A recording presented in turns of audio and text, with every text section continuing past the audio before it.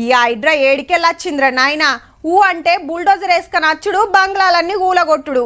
ఏమన్నంటే చెరువుల కట్టిండ్రు, బఫర్ జోన్లు ఉన్నది, సర్కార్ జాగని అమ్ముకున్నారని తుట్ట వడగొట్టుకుంటా పోతూనే ఉంటారు. అరే పేదలు ఇంత జాగ కొనుక్కొని కట్టుకున్నారని నెనరే లేదు. గిట్లనే అనుకుంటారు హైడ్రా గురించి. ఇది నానానికి ఒక్క దిక్కే, ఇంకో దిక్కు చూడుర్రిగా.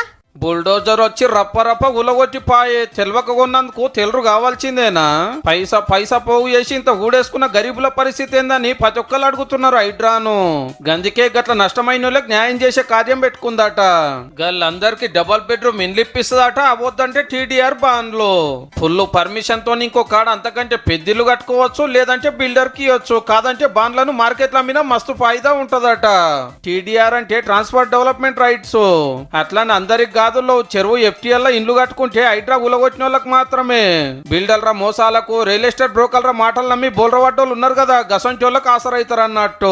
కావాల్సిందే మరి పూరగా తెలుసుకోకుంటే అగ్వకొస్తున్నదాన్ని ఇల్లు కొంటే అది చెరువు భూమి అని వడగొట్టిరే. హమ్మినోడు పైకని తీసుకొని అవతల పడ్డాడు, కొన్నోళ్ళకే తిప్పాలు. గా దెబ్బకే ఇప్పుడు ఎవరంత తలకగా తీసుకుంటలేరు.